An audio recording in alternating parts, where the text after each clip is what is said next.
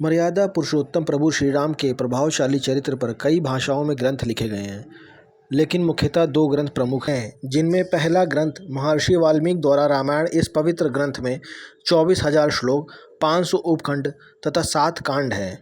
दूसरा ग्रंथ गोस्वामी तुलसीदास द्वारा रचित है, जिसका नाम श्री रामचरितमानस है।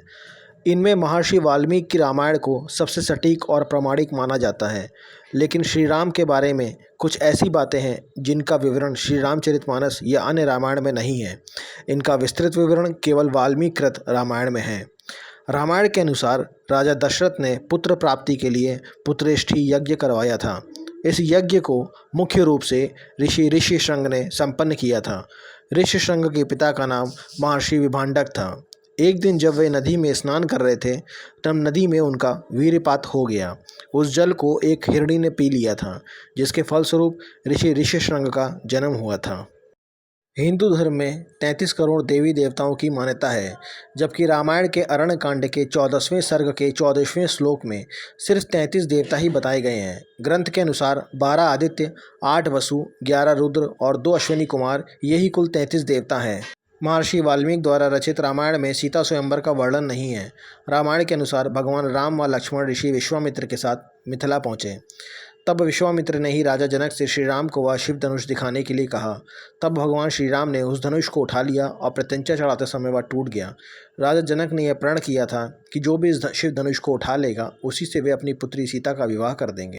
विश्व विजय के दरमियान जब रावण स्वर्गलोक पहुंचा तो उसे रंभा नाम की अप्सरा दिखाई दी। रावण ने उसे पकड़ लिया। तब रंभा ने कहा कि आप मुझे इस तरह से स्पर्श ना करें, मैं आपके बड़े भाई कुबेर के बेटे नल कुबेर के लिए हूँ, इसलिए मैं आपकी पुत्र वधू हूँ। लेकिन रावण नहीं माना और उसने रंभा से दुराचार किया। यह बात जब नल कुबेर को पता चली तो उसने रावण को श्राप दिया कि आज के बाद रावण बिना किसी स्त्री की इच्छा के अगर उसे स्पर्श करेगा तो उसके सिर के 100 टुकड़े हो जाएंगे। प्रभु राम के भाई लक्ष्मण ने रावण की बहन शूर्पणखा के नाक कान काटे जाने से क्रोधित होकर ही रावण ने सीता का हरण किया था, लेकिन स्वयं शूर्पणखा ने भी रावण का सर्वनाश होने का श्राप दिया था। दरअसल शूर्पणखा के पति का नाम विद्युतजिह्व था। वो कालकेय नाम के राजा का सेनापति था। रावण जब विश्व युद्ध पर निकला तो कालकेय से उसका युद्ध हुआ। उस युद्ध में रावण ने विद्युतजिह्व का वध कर दिया। तब शूर्पणखा ने मन ही मन रावण को श्राप दिया कि मेरे ही कारण तेरा सर्वनाश होगा। जिस दिन रावण सीता का हरण कर अपनी अशोक वाटिका में लाया, उसी रात को भगवान ब्रह्मा के कहने पर देवराज इंद्र माता सीता के लिए खीर लेकर आए। पहले देवराज ने अशोक वाटिका में उपस्थित सभी राक्षसों को मोहित कर सुला दिया। उसके बाद माता सीता को खीर अर्पित की, जिसके खाने से सीता की भूख प्यास शांत हो गई।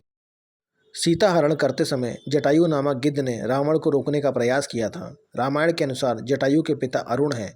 ये अरुण ही भगवान सूर्यदेव के रथ के सारथी हैं। जब भगवान राम और लक्ष्मण वन में सीता की खोज कर रहे थे, उस समय कंबद नामक राक्षस का प्रभु राम लक्ष्मण ने वध कर दिया। वास्तव में कंबद एक श्राप के कारण राक्षस बन गया था। जब श्री राम ने उसके शरीर को अग्नि में समर्पित किया तो वह श्राप से मुक्त हो गया। कंबद ने ही श्री राम को सुग्रीव से मित्रता करने के लिए कहा था। जब काफ़ी समय तक राम रावण का युद्ध चलता रहा, तब अगस्त्य मुनि ने श्री राम से आदित्य हृदय स्रोत का पाठ करने को कहा, जिसके प्रभाव से भगवान श्री राम ने रावण का वध किया था। बोलिए जय श्री राम।